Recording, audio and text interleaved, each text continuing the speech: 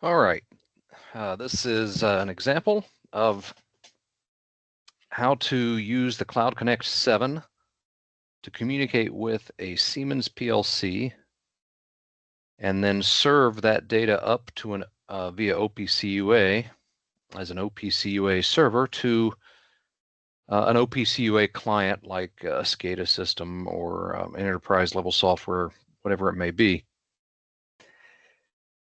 So my name is Jeff Weaver, Senior Automation Specialist with Wesco Distribution out of Cincinnati, Ohio area.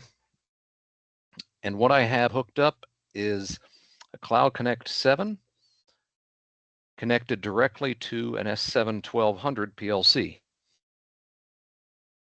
And I'm going to walk through the setup and show you how you can see and record, view the OPC UA data. Well, record depends on the client.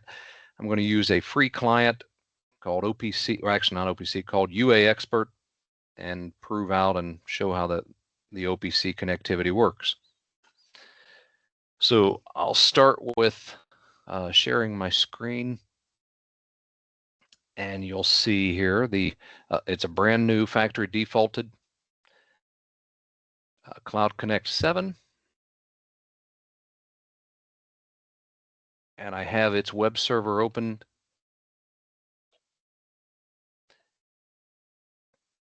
at its default IP address of 192.168.0.55. Default username and password is admin. You'll be forced to change those after the first login.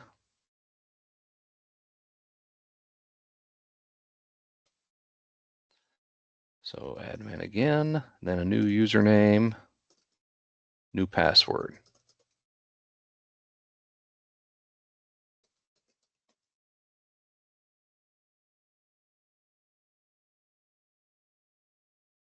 Oh, apparently I didn't type it in right. Yeah, I can see the difference.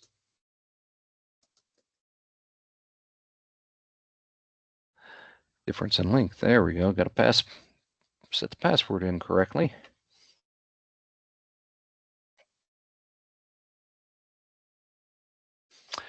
Okay, so I'm just remembered I want to delete the previous test here. I want to delete the certificate, and I'll explain that here in a moment. Out of OPC UA. Okay, so here it is. All right. So you can see the operating state of the Cloud Connect 7 is paused. And we're going to start from scratch here. So the first thing I do is I set the time. The time is always critical to communication. So I'm going to go to, as well as events. So I'm going to go to maintenance, system time. You can, and probably the preferred way is to set up a network time server connection. I'm not doing that here. Just going to do this locally. That's 2 in the afternoon here. I'll give it a few seconds to get an accurate number. And there we go. So now you can see up here on the title bar, it's at 14:11 or 2:11 p.m. in the afternoon, June 13th, 2025. So next, let's set the IP address of this unit. It's interface configuration Ethernet. And I will set it, I'm going to leave it as default for now, just keeps things simpler. But this is the port 2 address. Now the Cloud Connect 7's got 2 ports. Typically, you'll see a port 2 down to the process equipment like the PLC, and then port 1 would be at a different IP address, and the default for port 1 is 192.168.121.55. That will typically connect up to the OPC UA client. However, we can make the client viewable or servable, so to speak, on either port, depending on our needs. So I'm going to leave these as defaults, but you can change these IP addresses here, and I would not leave them defaulted. Next, and you save that, although I didn't change anything. And you'll notice every time I make a change, I get the deploy turning amber. That's telling me for those changes to be launched in the Cloud Connect 7, I must deploy the changes. but we're not ready for that. I'm now going to create the connection to the PLC. So that's process access. I'm going to go S7 stations. And if you're using, I believe, one of the applications you may have is a 400 PLC or a 300 PLC, you'll use the S7 Ethernet driver, unless you are using Profibus, which is also possible. There's a Profibus port on this device, and almost always the PLC is going to be at node 2, but not 100% of the time, but almost always it'll be Profibus node 2, and you'll create it over on the Profibus side. In this case, we're on Ethernet. I'm going to create. I'm going to give it the same name as my actual PLC name. The family, if it's 300-400, stays 300-400. In my case, I have a 1200 hooked up, so I'm going to pick 1200. And its IP address 192.168.0.2. And I'd point out the 1200-1500, I'm really using the same driver as I would for the 300-400. We can go to the S7 Plus with 1200-1500, but in our case, I'm really going to stick to the same as the 300-400, which means I'm going to use TSAPs. And the remote TSAP of 02.01 is correct for the 1200. It's in slot 1. If you were in a 300, that's going to be an 0202. If you were in a 400, that second number will depend upon the location of the CPU. So for instance, if the CPU is in slot 4, it'd be 0204. I'll hit save. That station has now been created. I have not deployed. And if I went to info and looked at communication, the station is here, but there's really nothing going on yet because I haven't deployed and I also haven't given it anything to communicate with. So that's taken care of. Now we're going to go to the OPC UA server configuration. So I go to OPC UA server configuration. First things first, I need to activate the configuration. This application URI, this is really a custom name, but it has to start with URN:. That has to be the beginning. The rest you could change. Application name is changeable. I'm going to change it just to CC7 device. Here is where interface I can set where the OPC UA server is visible, where it's accessible, I should say. So that could be port 2 or port 1 or both. In this case, I'm just going to leave it as both. I would not recommend that. More than likely, it's going to be on port 1, which is the higher level network, port 2 being the network that communicates with the PLC. More than likely, you're going to be accessing it on port 1. Could well be that you're going to access it on the same network as the PLC as well. In my case, I am accessing it as the same network as the PLC. I do want a URL path, and that's going to be 192.168.0.55. Actually, you know what? I'm not going to set that at the moment. We're just going to go past that.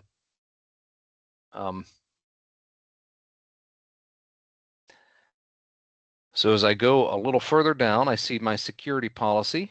I need to set this. You can set it for no authentication. Obviously not recommended. There's no security there. I'm going to set it for basic SHA 256. That's sign and encrypt, means I'm going to have to log in, and it's going to be encrypted with the SHA 256 hash. And I'm also going to go down here to the AES 256 method of encryption with an SHA 256 hash. I'm going to set both of those.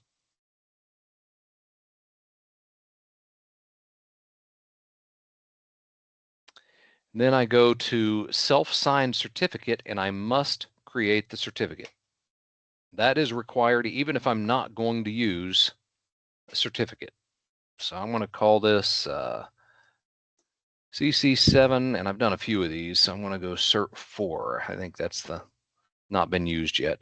You can set an encrypted key password or key password basically. To use the certificate, you can set that. I'm not going to do that. In these names, organizational unit name, I'm going to set these. Organization name, I'm going to call that Wesco Distribution.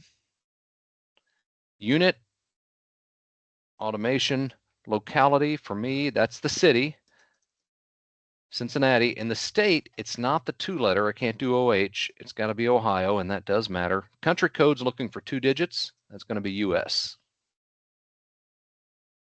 Common name is fine. Down here inside of the certificate, in the SAN, I need to set the IP address of this certificate, which is going to be 192.168.0.55. I could also do the second one, put a comma and say 192.168.121.55, but I'm only using this one for now, so I've set the IP address here, and we'll see if it accepts it. And it did. And you'll see now that my certificate and private key have both been generated, and they're now the ones I have selected. I have others I've created. Those are the ones I have currently. Here you can disable certificate validation. So if you did this, you don't have to pull in certificates in both directions. And what a certificate does for you is it's going to provide, it's a device's, in this case, Cloud Connect 7, it's going to provide the certificate, and it gives you a key. You take, what happens on your end is your key, the key that's been given to you, what would be considered the public key, is used to encrypt the data that you send to that device, the Cloud Connect 7. In the Cloud Connect 7 is a private key that cannot be accessed externally, and that Cloud Connect 7 uses its private key to decrypt the data that you encrypted with its public key. And then the reverse process happens as well. So that's what's happening with the certificate. You can disable that method of authentication, which obviously is a good method of authentication. In this example, I'm going to use the certificate authentication. You don't have to use that. So if I didn't want to use certificate authentication, first of all, I still have to create a self-signed certificate. That's still required, even if I'm not using the authentication. And then below this section of self-signed certificate, I need to check the box to disable certificate validation. If I'm not going to use it, that checkbox needs to be checked. But again, I stress, you still have to create a self-signed certificate. So in my case, I am using certificates, so I'm going to go to the trusted client and add its certificate. Well, in my case, the client is UAExpert, and I need to know, okay, where's its certificate? So in UAExpert, you can go to Settings, Manage Certificates, open certificate location, and what I need is this location, but not for this one. This is the certificates that the UAExpert is trusting. We need the UAExpert certificate. So I'm going to go back all the way to PKI, Public Key Infrastructure, select Own, Certs, and there's the certificate that the Cloud Connect 7 will need. So I'm just going to simply take that path and copy it so that I can get to it easily. So now, add trusted clients, I'm going to select Add. Oh, this is where I got ahead of myself, and I hate when I do that. I missed it up in maintenance. I forgot to do that. So I'm probably going to have to come through and do a couple of these things again. If I save, it's not going to let me save because it's not finished. So I'm going to go over here to the Maintenance tab, go to Certificate Management, and I'm going to upload that certificate that I just mentioned from UAExpert. So I'm going to select that path. There it is, uaexpert.der, and upload. Now that certificate is available in my certificate store. Now if I go back to OPC UA configuration, I'm just going to quickly go through the steps again. I activate the OPC UA server. I'm going to shorten the device name, application name, I should say. Down here, I'm going to pick my authentication methods again, my security methods. I don't have to create the certificate here because I've already created it. I just did that a minute ago.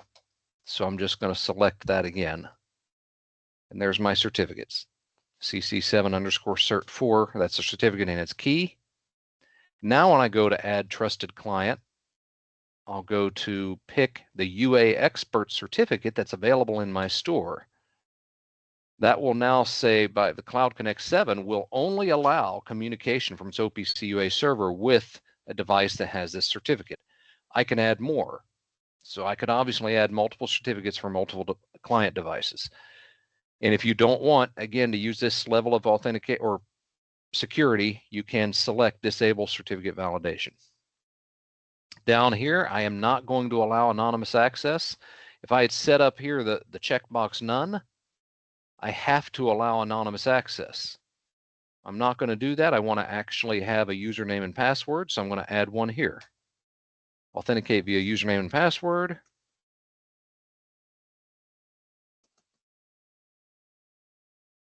And let's see if that is correct. Yeah, it's a common password we use for Siemens devices. You can also set how many failed login attempts before this gets blocked. I'm going to leave it at 3. And now if I've configured everything, when I hit save, I get that positive indication, something green, always good. So now I have my OPC UA server configured. I have my interface to my PLC configured. Well, I have my interface configured and my interface to the PLC, the S7 station. I've got all the certificate stuff taken care of. Now I need some data points out of that PLC.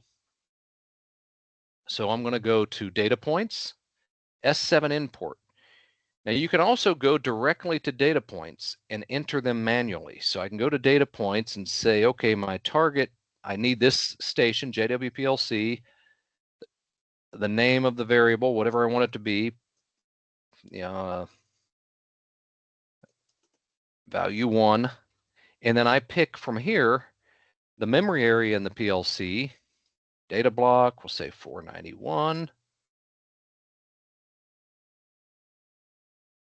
Address, we'll say DBW0, type, integer, and then this would allow me to set this value, and then I would set its target to go to the OPC UA server. However, I am not going to enter the data points manually. I'll go a little easier, and I'll go to an S7 import. Now, what am I importing? Well, I have a TIA application, and for me to import, for instance, a data block, I want this OPC data non-optimized. I've created this already. It has a number of variables in it. For me to generate a file that I can import into the Cloud Connect 7, I'm going to right-click, generate source from blocks, selected blocks only, and then I already gave it this name, OPC data non-optimized DB. That's already been created, and that takes care of it. What if I'm doing this from not Portal, but Step 7 Classic? Well, in that case, and bear with me, I already did this once. So I'll delete the source real quick. So here's a small program with a data block 10 for testing. And within this data block, you'll see a handful of variables, bools and ints, and a byte.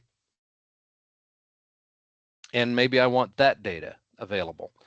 So from Step 7 Classic, I have to generate source as well. It's just a little different. So I'm going to open up data block 10. Basically, you just have to open the ladder block editor, and it doesn't matter if anything else is open or not. So I'm just going to close DB10 within it, but I'm leaving the editor open. I'll select File, Generate Source.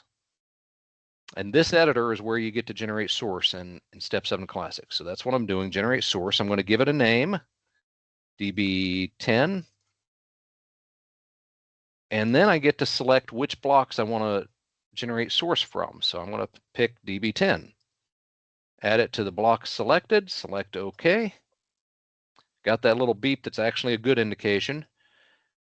Now I go back to my Step 7 Classic project and select the sources folder, which often is empty. In this case, I have a couple of sources, and here's the one I created, DB10. If we double clicked on it, you'd see the variables were in there in a specific format for the source code. And there's the source code for that data block. Now I don't need that code here. I need it in my OPC UA station. So what I would do is then take DB10, right click, export source, and here you can see I've created one, db10.awl. That's the file that I would import. And you'll see that will become available when I use the Cloud Connect 7. So I go to back to my Cloud Connect 7. I want to do my import. I'm going to choose a file, and I need to go to where that's located. And I'm in a little OPC directory here. Went past it. And there you see both of the two sources I created. The one from Step 7 Classic, the .awl, or if I'm using TIA Portal, this is the one I'm using. And I'm using that one because that's the PLC I have connected. I've selected that file. I'm going to select Upload. That's successful. However, uploading still didn't get these into my data points yet. First, I have to take the name of that data block, or which is not OPC data non-optimized, give it the number, which it is 491. That's correct, because the source code didn't necessarily say which data block number it was. So there we go. I've saved it. Now in my data points, I see all these wonderful data points, but I need to import these, one more step, into the Cloud Connect 7. So I'm going to do that by selecting all of them at the top and then select import. And now they've been imported. So now I have those data points in my Cloud Connect 7. I need to do a couple of things to them. So I'm going to go back to data points, but this time instead of selecting S7 import, I'm going to go to data points, and you'll see all my tags have been created.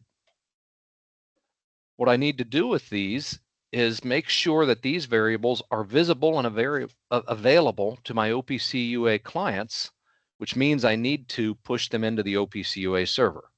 So the target for each one of these will be OPC UA. Right now, there's no target. I can go cloud or OPC UA. I'm going to go OPC UA, and I have to manually, kind of a pain, select each one of these. And that's what I'm doing. I'm going to select every one that I need to get out to my OPC UA clients. It's going to get served up by my OPC UA server. So that's the first thing I have to do, is set all of these to OPC UA, the target for each of these variables. The next thing I'll have to do is select what type of access the variable has. By default, it is read-only access. So in the access column, I select it, and it's set to read-only. If I need to write to this variable, I don't recommend write-only. I recommend read-write, so you can always see the data. And I'm going to change these to read-write.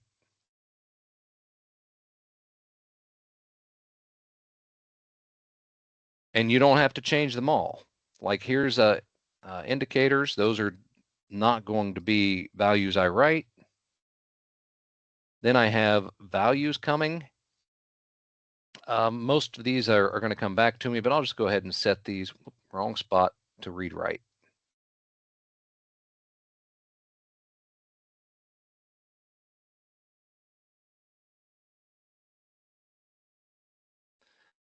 Now I need to save these changes. So just like the last time, I'm going to select all the values and then select save.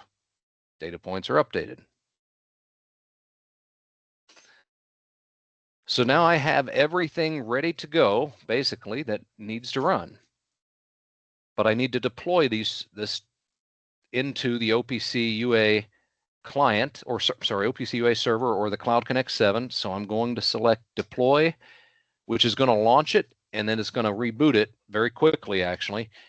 And I have to log in again once it does that. And I'll log in with a new password. It's been restarted. And you'll see my web server go back to the login prompt.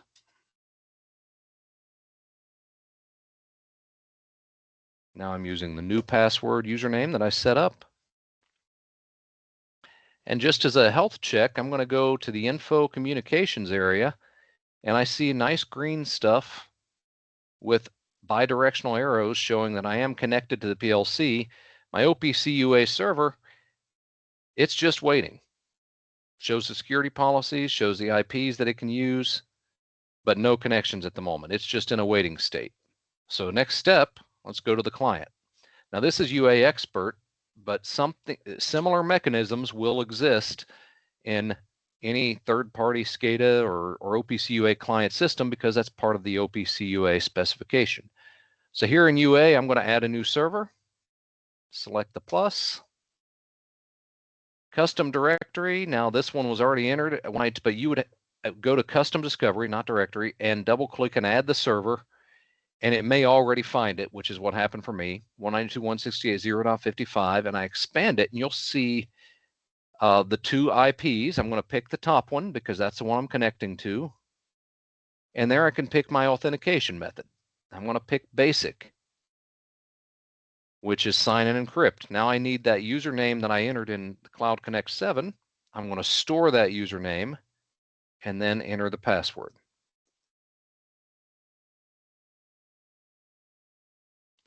It's connected already, or set for connect automatically already. I select OK. Yeah, I had already had one that name. And this is going to pop up. This is a good message. It sees the Cloud Connect 7, but as of now, the client does not trust this certificate. We're going to automatically let it trust the certificate that's coming from the Cloud Connect 7, trust server certificate, and continue. You see a green check. Now, if I went up to my certificates in UAExpert, you'll now see the Cloud Connect 7 certificate.